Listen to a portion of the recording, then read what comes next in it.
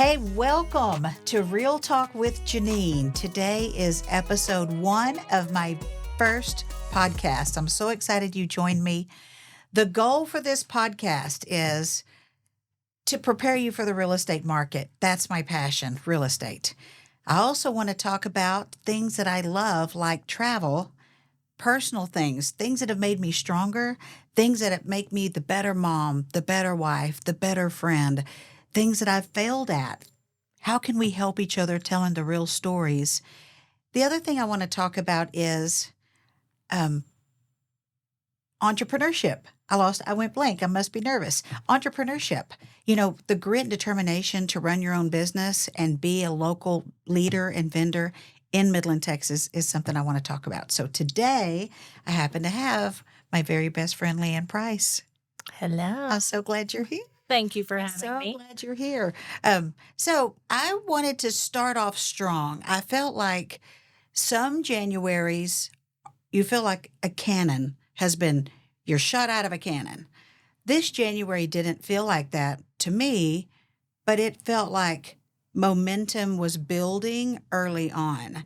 And so what I want to talk to you about today, Leigh-Anne, is if you're a buyer in today's market, what can you guide them to do? How can we help the buyer to have their best foot forward, have the best negotiating skills, and the smoothest transaction possible? Because it's quarter 1, and by quarter 2 and quarter 3, we're going to be going crazy, don't you think? I feel like I was shot out of the cannon. Oh, you did? Okay, Oh, good. yeah. I mean, the app count has doubled. Some of my other local friendly competitors feel the exact same way. So I know it's not isolated to me, which means it's probably a little bit of a market thing. But we do absolutely need to be prepared because as we head into this spring market, you're going to share some things that will point towards this already. As we head into this spring market, we have to make this buyer as competitive in their offer as possible. And the best way to do that is on the lending side to have them all put together. You know, one of the things that I'm going to talk to buyers about, because I can't wait till you talk about the money, right? Mm-hmm. Nothing sells if our money's not in order. Mm-hmm. So we got to start there. But best foot forward for me would be clear criteria, what you're looking for in a house, realistic expectations for your budget. I think that's real. And we're going to talk about market stats in a minute. But then also do the contract in writing. Don't do verbal offers, and make sure it's accurate and clear and strong on every page right from the beginning. It sets a tone. So I think that would be called preparedness. Yeah. Do you agree? Yeah. Yeah, I on my side, I think I've talked to you a little bit about a few things, and I experienced one of them with Amber. The buyer, we need commitment and buy-in from these buyers. We need it for the agents and the referral partners. We need it on the lender side. And, you know, some of the things that we can do to prepare these buyers up front, they don't like their credit pulled. We have to pull credit. It's a non-score impacting hard hit, but we don't know where they're going to sit for their offer if we don't know what their credit scenario is. For me, I want to know what their credit is and I want to know what their deposits are. And the reason why is because if I need to know upfront we need down payment assistance, we want to do that up front because we have to see if they have the right score. We have to see if they have the right income. Although we do have a program that isn't income driven, we can still get them down payment assistance. If they have $700 in the bank, they don't have 1% up front. We have to come up with a plan for 1% up front, even if we get seller concessions, down payment assistance, and the buyer's getting money back at closing, they still have to have 1% up front. How are we going to get to 1%? Because they love this house. Yeah, let's kind of go back to just the educational basics. Mm-hmm. Briefly explain to all of us what is down payment assistance and what that 1% means, just in case you don't know or someone needs to be reminded. Okay. So down payment assistance, we have a handful of programs through the state. I particularly have 4. That program is a set of bonds or grants, and it will offer up to 5% assistance of a transaction. That assistance is based on the loan amount, not the sales price. Okay. So if we have the down payment of, let's just say, an FHA offer of 3.5% covered through 5% assistance, we have a little bit of overflow to use towards closing costs. Okay, so we can go all the way up to 5% assistance. The kicker with down payment assistance is some of the programs are a 30-year repayable loan. So if you sell, if you refinance, whatever you do, you're paying that assistance back. Okay. So we have some that are 30-year. Then we have some that are 3-year soft seconds. What that means is you never make a payment on it. And after 3 years, if you don't refinance it, if you don't sell it, it's fully forgiven. Okay. But if you think about the amount of money you spend on rental versus owning a home, that 3-year is worth it. It's worth it to become a homeowner because the increase of value of that home, you're covered. So if I understand you right, let's just talk $300,000 house. 5% assistance, $15,000. Yeah. $15,000 that could be utilized either to be paid back or not to be paid back if they qualify. Yes. Okay. That's exciting. Yeah. It's big. I mean, there's big numbers. I had a client that utilized the 5% assistance. They got several $1,000s from their seller. Now, of course, we don't live in a perfect world, but they were able to come to closing. They got their 1% back at closing. And there was so much assistance, which this isn't normal, but there was so much assistance that we also did a principal reduction on the loan amount because they had enough assistance, they had enough earnest and option money in there, and then they had enough seller credits to do all those things. You know, last year we took the roller coaster ride that you and I talk about all the time, and most of us lived, and that's the rates. Oh my gosh. Did we get above 8 last year? Yep. Well, yeah, we did. I mean, not a lot, but there were a few programs that were at 8 1/8 or 8 1/4. I maybe closed 5 loans that was above 7 7/8, which is 7.75, or 7.725, and there were very, very few that closed above 8. I was going to ask you. So, you know, everything costs money. So if you're going to use a down payment assistance program, is that for our interest rate conscious borrower?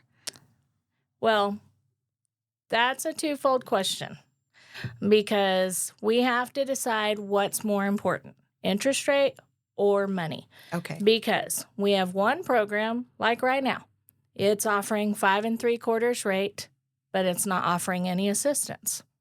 There's a recapture on that program, which means in the next 3 to 30 years, if that house doubles in value or if they double their income, they might get hit with a prepayment penalty on that recapture. I have a guy that's buying a house out of a trust right now. It's a family home. He's self-employed electrician, so his income's just like this. He never wants to get rid of the house. He makes sense for this program. You have to be a first-time home buyer on that one. So 5 3/4. He doesn't care about having the money. He's got a gift of equity from the family trust, and then he has his own money to come to closing with. And that interest rate makes sense for him. Then you have the buyer that just wants to own a home, but they have kids and they have bills and they can't save enough to get to that down payment. So they're not as concerned about the interest rate. They want to get into a home right now. Those rates are going to be more in the 7s right now because remember, through these programs, the lenders don't make up the interest rates. The state makes up the interest rates because the state has its own set of servicers for these loans, if that makes any sense. Yeah, it does. It does. Well, I had read a few articles about 2024 could possibly be, because no one really knows. If we knew what was going to happen, we'd all be sitting on a beach, not working. So, but the projection would be the year of 5s, 5% interest rates in the 5s, 5% appreciation. We're talking these crazy averages. What are your thoughts about that? Just no one has an idea, but about that projection.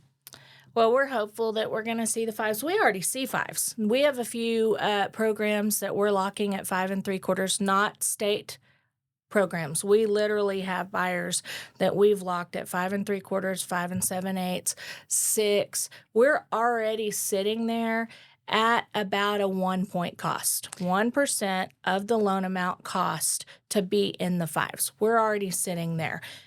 This is all dependent Which on means they're credit buying score. the rate. They're buying the rate at 1%. Okay. Some of them, one of my coworkers locked one at 5 7/8 the other day, and it was half a point cost. Wow. But they put 30% down. They had almost an 800 credit score.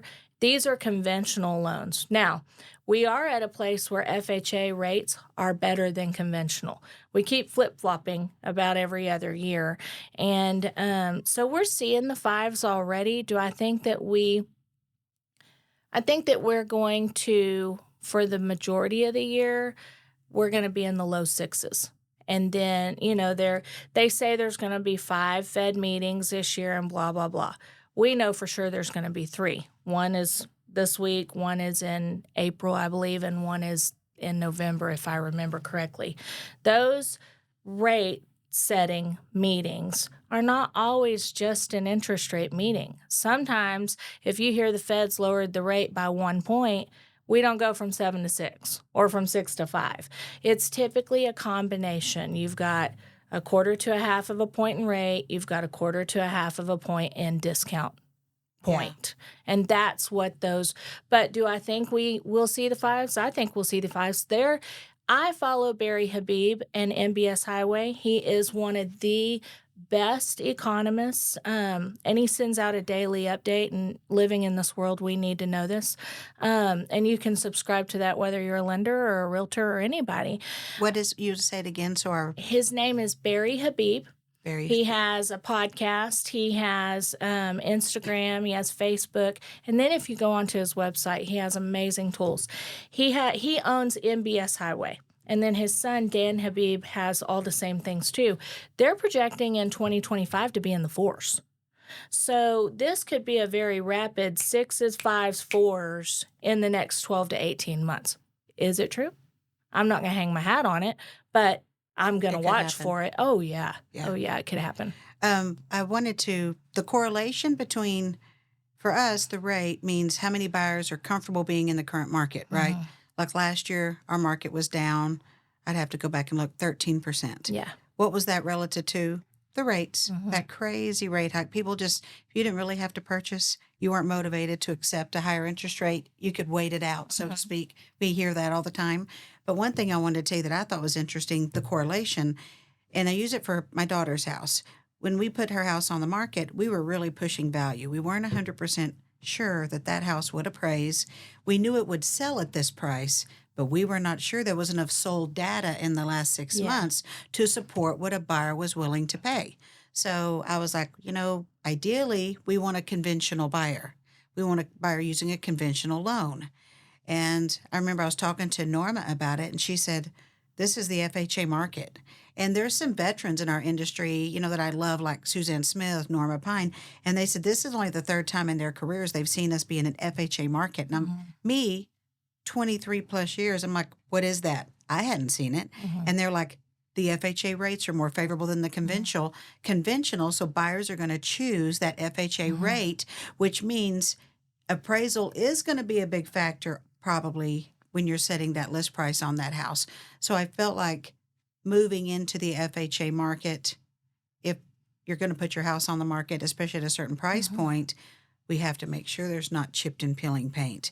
We have to make sure one window in the bedroom opens. We have to make sure that there's, safety for the location of the power lines. Mm-hmm. Just recently, we had popcorn ceilings that had come off due to an old roof leak that had to be fixed. Mm-hmm. So if you're out there and going to sell your house and you're at a certain price point and your realtor's talking about FHA buyers, that can mean a condition of the home, but it can also mean the rate that the buyers in the current market are wanting to get. And you may have to go FHA. Yeah, and you have to remember on Or you may FHA, have to be willing to accept yeah, an FHA buyer's contract is what I meant to say. and the minimum loan amounts continue to climb on FHA. Oh, it does? FHA, VA, they're all government insured loans. So they're going to make sure that buyer is as protected as possible. So, yes, you've got the FHA required standards as far as the home's concerned. Trees touching the roof, That's true. siding that might be broken, siding that might have two different colors of paint. I mean, I had an appraisal call out the whole entire house was siding and had to be painted. So, soiled carpet, that's an FHA required It is. thing. Yep, yep. And so on Concrete FHA, floors. And we had a client has that to ripped be out sealed. the carpet Yep. to just because it stunk. Oh, no, we had to put carpet back in there. Well, if the treatment is on the concrete for the acid and paint, the you're saying? ceiling, yeah, you can. But I mean, you want to have that prepared. So, and on FHA, the buyer's going to be protected. The FHA amendatory clause, which a lot of people fail to realize what that document is, that protects the buyer. If that house doesn't appraise, you can be out of your 10 days. That house doesn't appraise, they don't have to buy it. Yeah. That amendatory clause protects them in that. They get their earnest money back if the property doesn't appraise. Yeah. So the consumer is protected. Yeah, that's a really good point. I wanted to go over some stats. Where are we at in January? So end of January, we've thrived in our first month of the year. The average selling price is $415,000. The average price per square foot, I couldn't believe this, $170.98. That tells me buyers are preferring newer products or renovated homes. Don't you think that's what that would tell us? Yeah. Days on the market, 58 days. The ratio between what you put your house on the market for and what it finally sells for is at 95.26%. And today we have 379 active listings. That's low. I actually didn't realize we had dropped under 400. And then the pending under contract properties are 248. You know, we sat most of last year at about 2.5 months of inventory because you just asked me about that before we went to rolling. But I bet you we're at 1.5 months right now. It's In crazy. 1.5 months, if nothing else goes on the market, we're not going to have anything to sell. That's what the absorption rate is. Yeah, that's crazy. In the last 2 days, I've had 5 in offer situations, and 3 of them were multi-offer already. So segueing back, this is why preparedness is your friend. You know, for the buyer, it's kind of what we're talking about. You, the buyer, being prepared, getting that qualification, having your credit looked at, looking at your deposits. Debt to income ratios, having your 1%. If you don't have 1%, let's just say $300,000 house, be prepared for a $3,000 upfront deposit. And what that does is it tells your seller that you have the intention to buy their home and you want it to pull off of the sales market so that you can possibly buy it. If you don't have $3,000, well, let's find a parent or a grandparent that does have $3,000 and paper trail that as a gift. We have ways to do that to make sure that you have that up front because it's important. If you don't have that earnest money, it can make or break your offer. And that's just to kind of go back. Earnest money is typically 1% of the sales price. Yes. That's not required. That's negotiable, but that's what we see in our market. So, yeah, you got to be prepared to make that earnest money deposit within 3 days of an executed contract. And remember, that gets credited towards your numbers at the very end, as long as we can paper trail it. Yeah, yeah. Money order is not a paper trail, and cash is not a paper trail. Yeah, that's true. We talk about that. Please don't take cash, or especially if you, as the agent, have a relationship with your lender and they communicate up front. That's what I try to do with all of mine. Hey, they don't have a lot of money. So when you're collecting that earnest money and they give you a money order or they give you a check, you got to think about that. Yeah, you got to do that because that won't work. Let's talk about preparedness just for a minute because we have an exciting thing we're going to talk about for buyers and for sellers. But if you're a seller in this market and you're thinking, I'm going to be putting my house on the market, I want to get maximum value. There's something I think we should listen to, Leigh-Anne, and that is if right now the sold price to list price is about 5%, that means, let's just say, I come into your home and I'll say, hey, you know what, Leigh-Anne, I think your home's going to sell for about $300,000. We've looked at the market value, compared it to apples best we can. Yours is updated. We'll compare it to other updated homes within a range of square footage, 300. And you go, well, that's great, Jeaneen, but you know what? I want 4.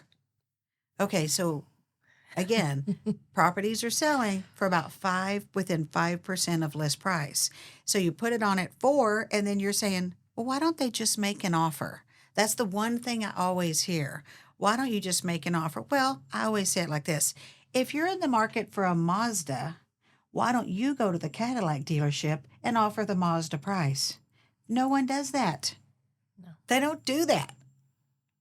So if we were going to put your house on the market, we're trying to get the best attainable price, and we think 300, maybe we try 315, maybe we try 330, right? That's 10% above. Yep. But you can't be jumping 25, 30, 40, 50% of what the actual value of the house is, and then go to your agent and say, well, why don't they make an offer? Well, I don't know. Why can't you get a 99-cent burger over at the nice restaurant? I don't know. I mean, you can't sometimes be so blunt, but statistics tell the story, don't you think? Yeah, and you're just going to get frustrated. Yeah. I mean, then you're going to blame it on your agent, and it's going to be all their fault that it didn't sell when you were in the driver's seat all along on the value of your home. Yeah. But value doesn't come from necessarily the agent's opinion. Value comes from the data. That's right. I mean, you can't, just because your house, you should elaborate more than me because you're the expert. Just because your house is the 2,800 square foot house in the neighborhood and everyone else is 2,400, yours is worth 400 instead of 315. I know. It's almost dangerous. Yeah. To have the biggest house in the neighborhood, the most updated in the neighborhood, because you think that you have all of that. You're the Cadillac. And a bag of chips, and you don't. I'm the Cadillac. Yeah. I always tell people, every neighborhood has a low. What do I say low? Cat pee, recent fire, hasn't been touched since original purchase. I'm putting one of those on the market next week. Or it could have a bowling alley in the basement and 14-karat gold faucets. But that neighborhood has a low and a high. Mm-hmm. So, and I'll tell you how I know it's true. Have you ever seen the ugliest, most crappy house in the neighborhood and they put free? No. Why? Because every neighborhood has a low. Yeah. Yeah. They don't give them away just because they're terrible. Right. They just sell for a lot less. Right. But then let's talk about the fun thing. And this drives me crazy. So I can't wait to hear your intake on this, or input on this, is agents are so weird about it appraising. But I often put properties on the market where the seller, it's a unicorn. It's the property that has it all. It's got the guest house. It's got the pool, or it's got the acreage, or it's got chickens. Yeah, the chickens. Yeah, it's got urban farm. And they go, this is what I want. And if somebody else understands that this is a unicorn, this is what I want. This price will be acceptable to me and not another price. Well, you know what I'm going to do with that? I'm going to say, heck yeah, let's go. Because it is the unicorn. It has special qualities, hard to find gem, stuff about the house. And then we're not going to accept a contract from a leveraged borrower. So I just want to give you Jeaneen's opinion. You can tell me what you think. Market value is what someone will give you that someone will accept, in my opinion. Mm-hmm. But if we're working with leveraged borrowers that are borrowing money and have limited cash resources, appraisal is a huge factor. Yeah. Am I correct? Well, I mean, their value of the dollar is a lot different than a leveraged borrower. The leveraged borrower knows what they want. That's the liquid cash buyer, right? Is that what you're referencing? Leveraged borrower is the one that's trying to put 5% down. Oh. The non-leveraged borrower says, I have $500,000 cash. And I just love it, and that's what I want. Yeah, exactly. So the borrower it's such a flip-flop. You would think liquid cash means that you're going to get a better deal and you're going to be more worried, but it really is the opposite. Yeah. So this particular property that just recently happened yesterday, we knew it wouldn't appraise. I knew it wouldn't from day one.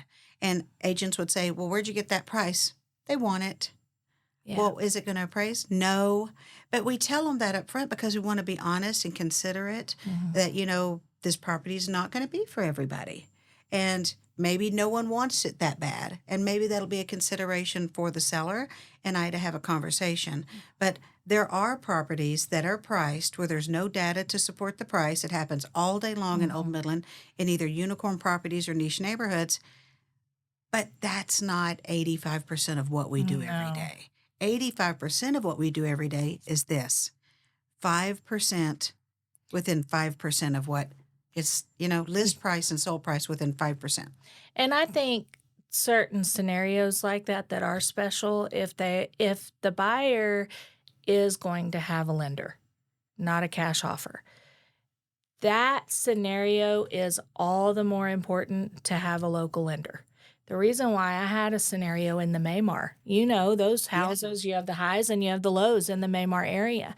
And Victoria had it listed, and my buyer wanted it. It was perfect, but he didn't have the cash reserves. Well, we knew a couple of creative appraisers that could make they're experienced appraisers. And so we had the agents reach out to those three appraisers and say, "Hey, will you watch? Will you keep an eye out for this to come across your desk, this order, because we need to know how close to that price we can get." Sure enough, we had one of the best in the market, Perry Taylor. He was amazing. And he came in real close because the house was a special niche property. And he had the picture to paint. Now, sometimes those appraisals are going to come in with a marking, a CU4, a CU5, and it creates a little extra work in underwriting to overcome why it's so special. But I haven't had one that we didn't overcome. Yeah, and I just want to be clear. We don't know the days of us picking our appraisal No, stopped, I don't even know, 20 years you ago. can't do I that. can't remember. So, Yeah, but a local lender typically will have a pool of appraisers that's rotating. They have no idea who's going to be assigned, correct. but they know the region in which they live. hmm So, Yeah, and we it's probably can. going to be this group over here. Yes, yeah, we can make sure that it doesn't go to an outside appraiser that is going to bring it in low, that's going to bring it in late. This was several years ago that this happened. But no, we absolutely, especially the lender, does not call the appraiser. We Yeah. don't do that. The only time I really call an appraiser right now is if it has to do with repairs, just to get some clarification on certain repairs. I had a conventional loan that was subject to, and you don't get that very often.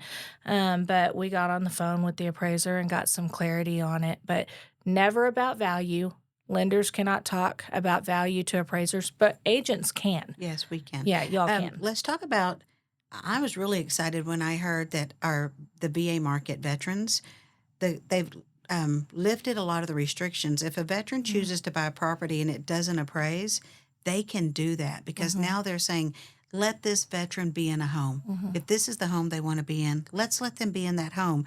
And I think that's nice. So if you are a VA buyer, you're in a great position to pick something, and appraisal may not be as much of a concern. Mhm. It may be your preference. That's not what I'm saying. Mhm. But it may not be a lender concern that would stop you from buying the house. I thought that was great news. Yeah, Tidewater before, if Yep. somebody called Tidewater, everybody was on the edge of their Yeah. seat. And will the seller get what they need? And will the veteran get what they need? And do they have the money, to cover the difference? Had one last year. And everybody played well and met in the middle, but it's not as big of a challenge with this situation happening. I want to talk about, I'm calling it the workaround, but you have better details about that. But I'm really excited about this product. So, what are we talking about? Limited inventory, more buyers introduced back into the market because rates are favorable, which means we might see multiple offers, especially in the certain price point. Oh, let's talk about the average price, by the way, is what was that? $415,000. So that's the average price just for the 30 days of January. So if you're going to be looking in the market of 300 to 425, you're probably going to see some competition, especially if it has a pool. Oh my gosh, if it has a pool. Oh. But if it's beautiful or updated, you may be one of multiple offers, right? Yeah. So that's why we're talking about this. But let's talk about the workaround and how this is going to be so exciting, because why? A lot of our clients need to sell a house to buy a house. That's called a contingency. I need the money from house A to invest in house B. But now we have three buyers. 1, 2, 3 Banana Street with a swimming pool and all the things. 5 people want to buy it, and I need to sell my house, which means you may not even have a chance to get your offer considered at all. But now the workaround. Yeah. So I want to, when we talk about multi offer, we're talking about one property that has 5 buyers. Yes. Right. Interested. And That present offers in writing. yeah. Okay. And the strength of the offers will vary by product. FHA versus conventional. Typically, that's down payment or credit, right? So one might look stronger than the other. Then you have your buyers that are contingent. So what if we have 5 offers? You have a VA, you have an FHA, you have a conventional, you have a contingent, and you have another conventional of 20% down with an over asking price. Well, you're going to try to figure out which of those 5 are the strongest offers, right? Well, that's most of us real estate agents try to dissect that and Not present it to the not seller. just because they're FHA and not just because they're conventional and not just because they come 10,000 over asking price, right?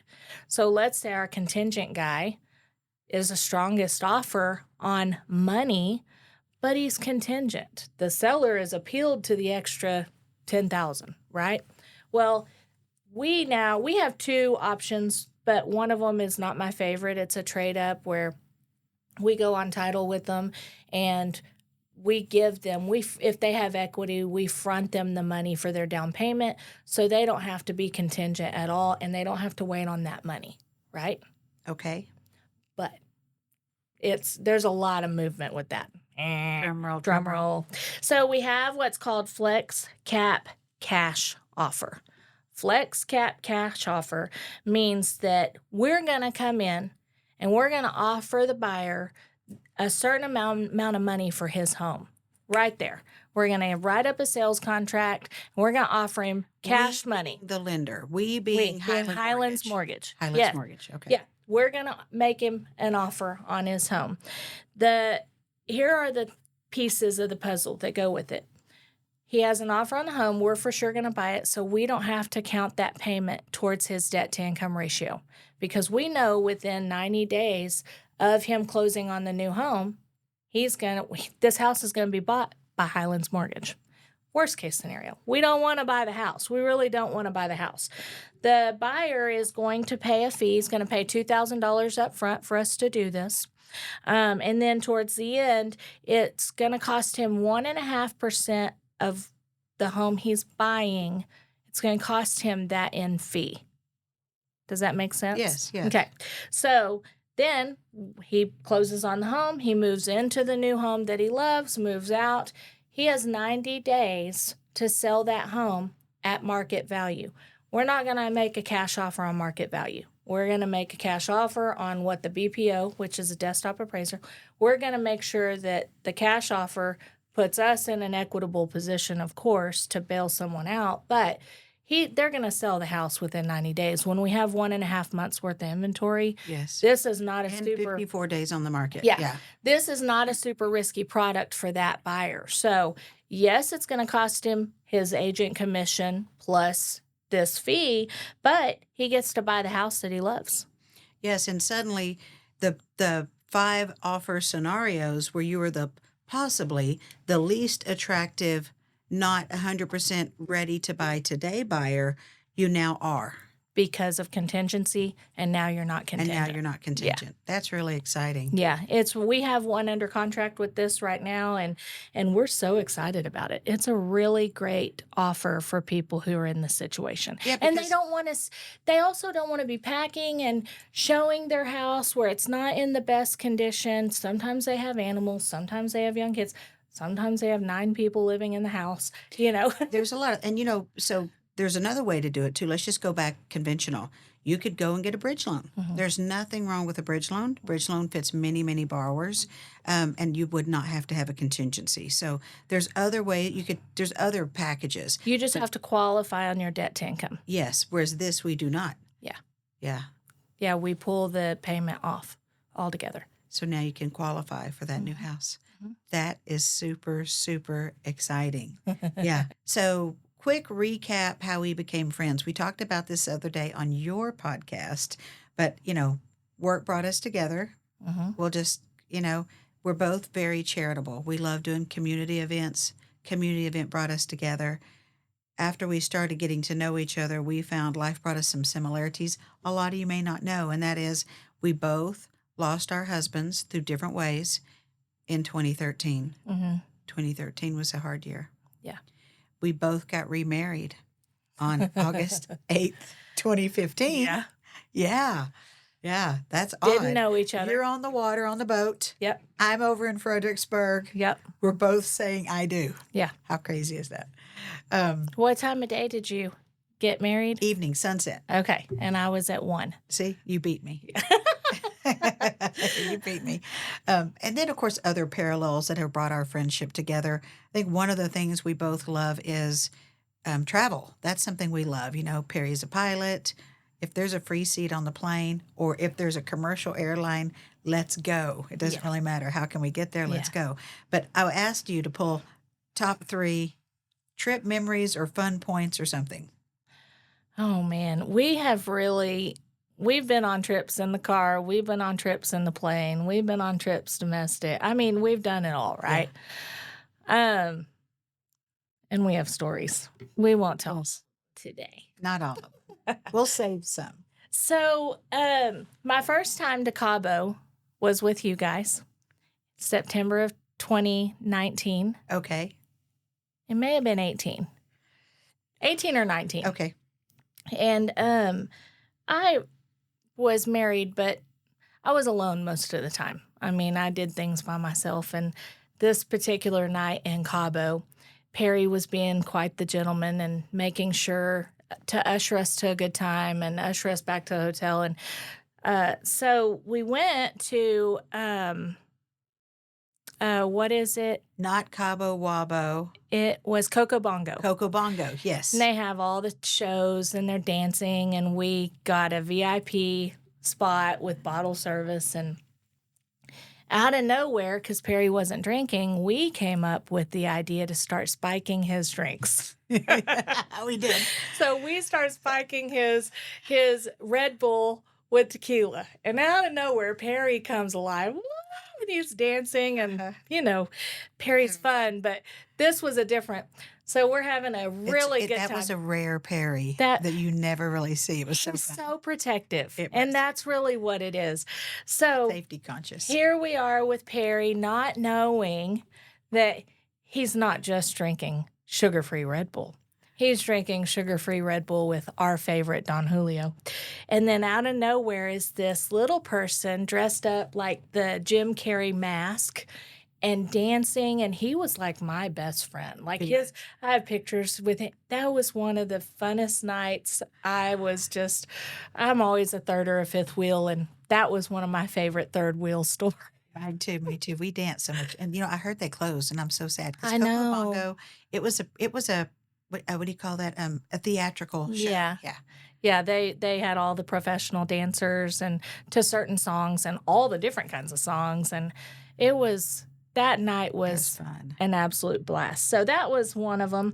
My second one, your daughter was involved. Uh-oh. We went to Paradise in 30A, and it was just so...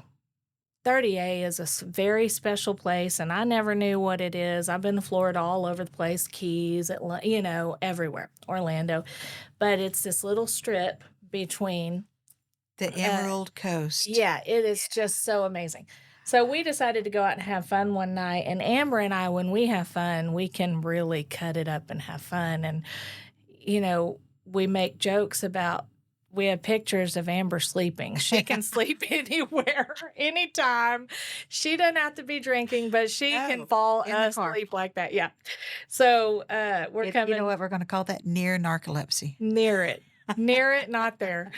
Anyway, she's coming back. We're coming back, and Amber's almost falling out of the golf cart because you don't rent cars. You rent golf carts, Skidder. She's almost falling out of the golf cart asleep.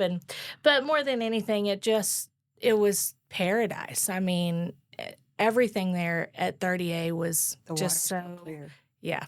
Shopping, the ambiance, the Airbnb. It was amazing. And then my third one is probably one of my very favorite experiences in my life. And I was going through my divorce and just really, I never wanted that title. And we did a girls' trip to Napa, and no one was feeling great. but we tested negative for COVID and flu and all the things. And we all went, and there were nights where we were having dance lessons against the sliding glass door because Amber has all the moves. Amber's always trying to make us better. To teach us, we're against the glass door. If there was a mirror or if there was a camera or a video of people watching us, I mean, girls with no moves, right? Yeah. So we're standing against this glass door, taking these dance moves from Amber and watching ourselves, like and we're in a mirror. Oh, yeah. And then we'd go on the wine tour, and we can't get the limo, but we're on this party bus that can go up the mountain where we're at. And then his gas card doesn't work. We run out of gas.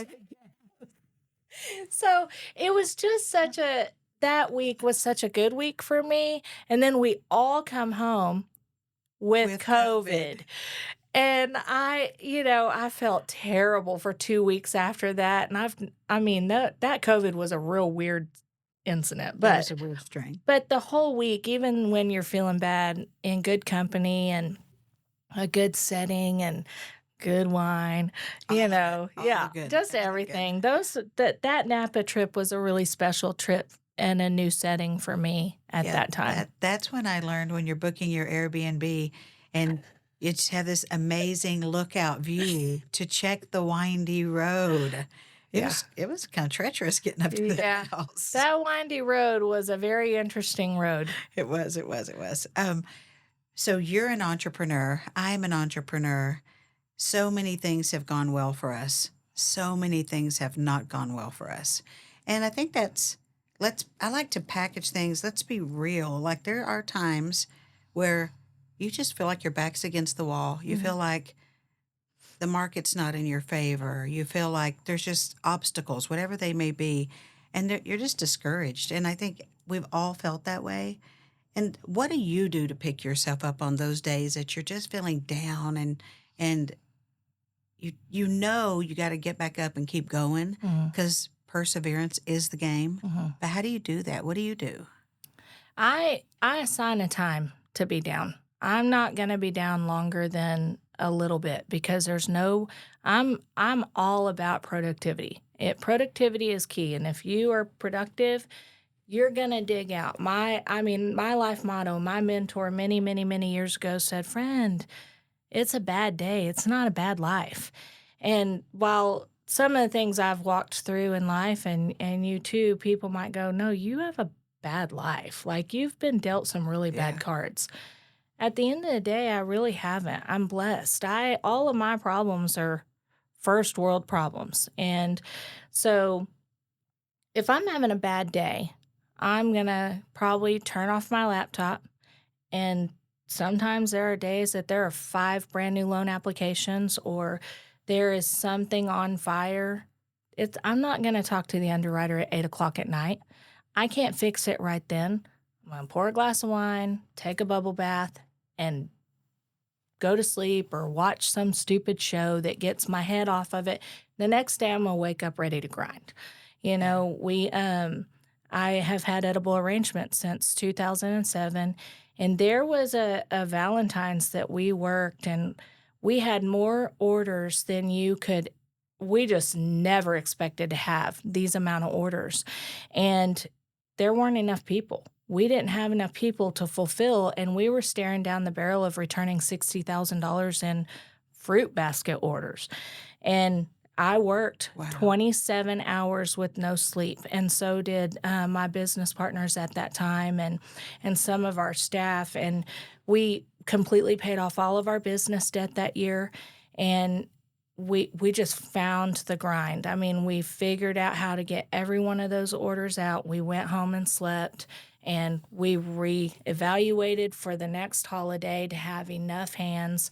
And even if we paid more in labor, we were going to make sure that those orders were fulfilled, because fruit baskets will break up a couple on Valentine's Day if it's not delivered on time. Oh, everything. Valentine's things are fragile. I'm telling you. I don't like to eat out on Valentine's Day. I hate it. No. It's too much pressure. Make me a steak dinner at home. Yeah, me too. I want to eat at home. I just feel like everything is so critical. It's so commercialized Yeah. and there's so much pressure on everybody to perform. In my mortgage business, I told you the other day, I'm too dumb to quit. If there's a will to get it done, I'm the girl that's got the will. If there's a way to find it, I'm going to find the way. If Leigh-Anne tells you you cannot get a mortgage, you probably can't get a mortgage. Probably can't get a Or mortgage. I typically won't say you can't, but you can in this amount of time. Yeah. So, it's just you have to assign an amount of time to be down and then get up and get going again because nobody is successful staying down.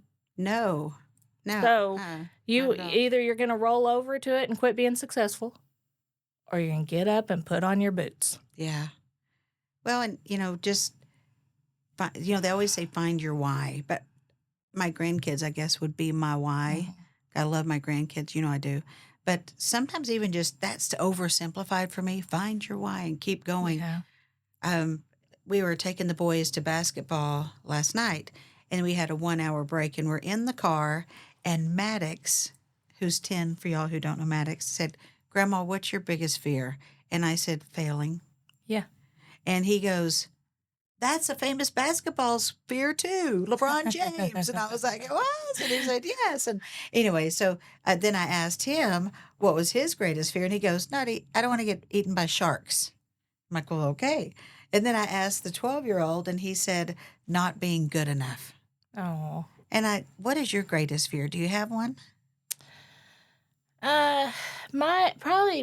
Failure's probably one of my greatest fears. I fear disappointing people. That's probably one of my biggest fears. That's why I'm such a people pleaser.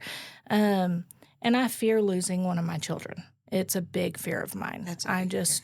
My children are my world, and they are absolutely my greatest accomplishment. Yeah. I love how we're both so focused on family. Mhm. I think that's what makes us good friends. And I notice because we talk about I'm relational, you're relational, and the people that have formed that fabric of our life, they're family people. I mean, Mhm. that's what matters to us. And I think that's awesome that so failing, but you know what I've had to realize though? I had to redefine what failing looked like. Mhm. And, there might be somebody out there that might need to hear this from us. It was 2022, I decided I was going to fail as many times as possible. And I had to shift failing, meaning you can still be brave and you can try new things and you can put your butt on the line and you can stick your neck out there and know it may not work and you'll just keep learning another way to do things. Mhm. So I don't consider that failing anymore. And now I'm such a good failure. I always Oh. Dude, I failed at that. I mean, last year I failed at some more things. Yeah. But every time that type of failure, I don't really make that like, I guess there's a different type of failure is what I'm trying to say. That trying new things and new business models and business plans and forming new relationships, if those don't work, you just haven't found your path. But I also think that when you think about what your greatest accomplishment was, what is it?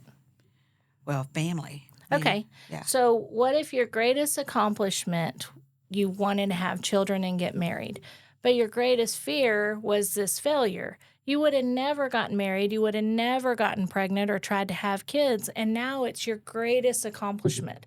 So, just like we talked about the other day, being willing to take risks. Yeah. If you don't take the risk, you never see the reward of the accomplishment and you never learn the lesson of the failure.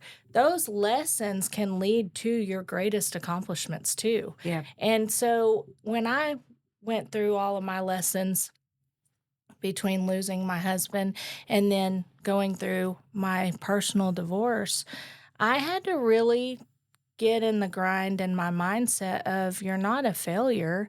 There's a lesson in this. And my one of my greatest accomplishments in the middle of that marriage was my career. I decided to step back into the full-time workspace of mortgage after getting out in 2008, and I love every day of my life right now. There are pitfalls, but I love what I do, and it's my greatest accomplishment professionally to date. I've had plenty of those, but if I wouldn't have taken the risk, if I wouldn't have failed in that relationship, I wouldn't have this accomplishment. Maybe I would have, but what if I wouldn't have? I know, I think sometimes too, I get so singular focused, Mm-hmm. and it's almost because mine is, prayer. And I'm like, I think sometimes the good Lord almost has to be like, and then I'm like, oh, I need to look at this. And he's like, yes, I've been trying to tell you. I've been that nice, gentle breeze telling you to do something different. You were not listening. So we're going to do this. And Uh, I guess I'm just that way. I don't take subtle hints. Do you he take stays subtle hints? quiet for me. I'm like, I'm doing Bible studies on when the Lord is silent. What do? Be patient and wait. Patient. Mwah. I don't like that. I'm not good with that. I am impatient. I'm very, very, very impatient. So, no, I don't. I mean, if I do, it's on a billboard. Yeah. You know what I was It's a thinking? burning bush out front. Yeah. It's a God's like, Leigh-Anne. it's a public. Yeah. It's a public. You know what I do when he's quiet? I throw myself on the floor and have tantrums, and it doesn't work, but I still do it. Like, Yeah, but he knows our hearts. He knows we're there. yeah, he knows we're there. Yeah. But that's what makes that relationship tangible. It's not prayers hit the ceiling. We talked. We've been doing this for what, 7 years, but I think a good at least 5. The word of the year. When I read that book, and it resonated with me to start the year on purpose. And I laugh about it because sometimes that word bites me in the butt. It can. Like one year I said family, and that was the year we lost relatives, and I'm like, oh, I'm sorry I made that the year. Yeah. But so this year we talked about that, what your word is, but I thought you might want to share that because My word this year is stewardship and being a good steward. A lot of people associate that with money. While that is a big element in my world and walking the walk in the lender's world as far as paying off debt and all those things, I want to steward my relationships. I want to steward my home. I want to be a good steward of my finance. I mean, there's so many pieces to that it's just time to go to the next level of maturity for me because Yeah. I'm just, oh, I'm going to go home and cook dinner tonight and clean house, but I get invited to go out. So steward of my time, better steward of my that's a good one. time. That's a I'm good one. terrible with my time. I mean, I'm an empty nester. I can do whatever I I want. know we've now switched roles. I'm Yeah. parenting, and you're free. Yeah. So, I get to go do whatever I want. Yeah. And really, I need to be a little bit. There's some things, I have some goals, and I'm not going to reach my goals if I'm shooting from the hips every day. That's Maybe I true. could shoot from the hips only 3 days a week. Yeah, maybe. Mine was dream because I felt like I'd worked so hard to be so serious. And serious will bite you in the butt. Mm-hmm. Serious means you're the B word. Serious means you're the hard ass. Mm-hmm. Serious can be a good thing, but serious can also be the thing that you end up being, she's just like this. She's like this. So this year I thought, you know what, dream. And you've seen it. It's giving me permission to do this, be vulnerable with people. It's giving me permission to have fun, more fun with my family, having more fun with my work. Mm-hmm. That's something that it's refreshing, seeing the joy come back into my work again. Mm-hmm. And I'm just having fun with my clients. We're laughing about silly stuff. And it's not all fun. That's not what I'm saying. But just having that lighthearted approach and giving yourself permission to think outside the box. Get creative. Yeah, I'm really enjoying our first 31 days into January, giving myself the permission to not be such a hard ass. Yeah. Yeah. Yeah. Well, and you're not so, when you're in that mode, you're not so worried about what she thinks of you. Oh. Or and when you're in the other mode, you have to constantly worry about the perception of this or that. And that's not fun. I No. mean, that takes the creativity and the desire. It takes it away. I mean, I Yeah. just don't think it's fun. I call some of those moments career suicide moments. Yeah. I don't want to be in career suicide and with the fire extinguisher all the time. No. I don't want to do that. No, I like that. And I like that, I think being authentic is something, I don't know if it's missing. I actually sometimes scroll through TikTok and there's too much authentic. I'm like, you people are telling us everything. I don't even want to know half of this stuff. But I do think it's important that we don't package everything perfectly anymore. Yeah. We do want to package it. We are paying attention.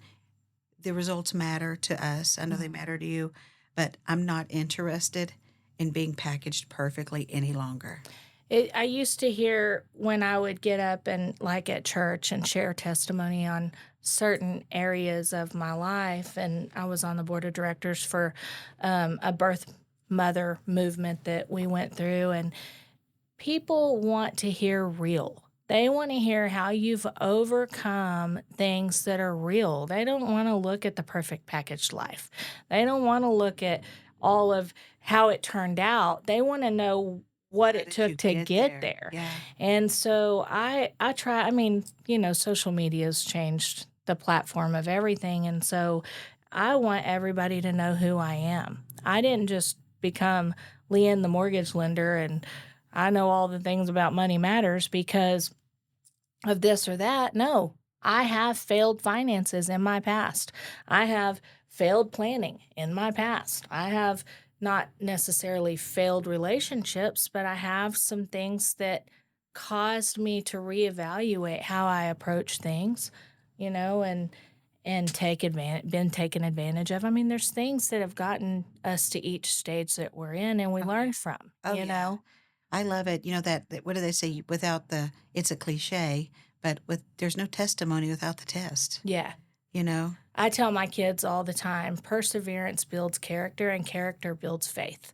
And we're doing all those things. We're persevering, we're building character, and in that, we've got faith coming out of it. If we let's just talk to that one person. You have a drive. You feel the calling. You feel the gift. And what advice would you give to not the you of back then, but the person that's sitting there right now watching this, that's looking at the finished product or looking where we are today? What would we tell them? What was that one thing we would tell them? Don't eat the whole cookie. It's one bite at a time. Some days it's a matter of just getting in the shower for the sake of your success. Some days it's a matter of I got in the shower and I put on my makeup and I did my hair. And then some days I went to the business. It's not the whole, you can't just get it all at one time. It's a process. And you have to find value in the process. That's true. That's true. You know, I always like to say it, and I think because I did this coming up 24 years ago, set set a vision. It could be a short vision, like you just said, but set a vision of what you want it to look like. You know, there was a time in my life when I just wanted to be able to say big words. I remember when I started real estate school, there was this one big word that every time I said it, my tongue twisted. I don't know why that was. That one Fiduciary? fiduciary. I don't know why fiduciary was a big word. But anyway, but it was just feeling like I could never speak in a way that someone would. So I just started doing little things like expanding my vocabulary. Back then, there was this thing called books. Yeah. It wasn't, AOL was just coming along. Yeah. And so set that vision of what you want to look like, what you want it to be, or pick someone you admire and then just start moving day by day toward that. Because, you know, that's what I noticed. I got more comfortable with the big words. I got more comfortable speaking about finances. And then I started admiring top people in my craft and going, wow, I hope one day I could be like them. And I've always had mentors. So I think find a mentor would be something I would say. Set that short term vision and just start moving in the direction. You know, because you're right. It's not what do they say? It's not a, not a marathon. It's a not marathon. it's a marathon, not a sprint. Yeah, that's what I was thinking. So I would just say, one, believe you can do it. And you're never too old to start. Oh, never. Never too old to start. I mean, I was 40 when I was going back into mortgage lending, and I'd been doing fruit and raising kids and marketing on the side for various companies. And in the time that I got out, there were ones that stayed in. I mean, Tracy Robinson and Yes, she's Suzanne Smith, they're amazing. Lisa Hagee did my very first loan. And She's when I awesome. got back in 2015, I was like, how am I going to do this? I just want to make a paycheck. I just want to take care of my family. If I can close 5 loans a month, that's like the end game. I'm going to be balling. Well, so then, I hit that five When line. you got your grill and That you got yeah. your Yeah, my dollar sign bling, turn my hat backwards. No. But I thought if I could close 5 loans a month, I'm gonna have oh arrived yeah. and everyone else can be the giants. And then I hit that in 6 months. And I had a someone that I used to be friends with told me, "I wanted to know what President's Club was." At this point, I just went and got the license, and I wanted to close 5. Well, now what's President's Club? Well, you'll never make that. I mean, I've never made it, and I've stayed in all these years that you got out. You'll never make it. Okay. Don't ever tell somebody they can't do something. No, Never. never say. You want Or to be actually, the tell encourager. them. Tell me I can't do it. Tell me I can't. Yeah. Yeah. Come on. I think we found our Yeah, why. we did. We did. Tell me I can't. Well, I mean, within 2 years, there was President's Club. And now, the average is around 14 a month in closing. And I want to go further. I mean, so those little milestones are so important and you can do it. You can do anything you set your heart to. I want to kind of end our group with, or end our session today is wisdom is everything, but who we hang out with matters. Oh, yeah. And I think that's another thing, everybody in your life doesn't have to be this level of success, but everyone should enrich you around your circle. I think that's something we all kind of have to evaluate. They call them the energy vampires, or there's a lot of ways to say it, but I'm learning every day how to do it better and smarter and wiser. But I think you and I, it does matter who you surround yourself with. The Yeah. Bible says that cloud of witnesses. We need to be surrounded by people that do want to accomplish something. They do. We have a friend that bakes. She does amazing at that.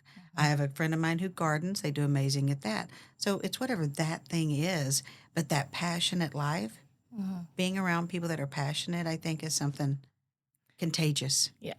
I'm pretty passionate about I want to give life to people in my words. I want to give life to people in my service. We all get caught up in sharing the gossip. We all get caught up in whatever's going on. But if that gossip includes tearing someone down, I don't want to do that. I'm not going to go tell you what someone said about you. Well, and when we've all done that, you and I've talked about this, it's expensive. It's dangerous. It is. It'll cost your time, your success, your peace, Yeah. your joy. I mean, I can't afford it.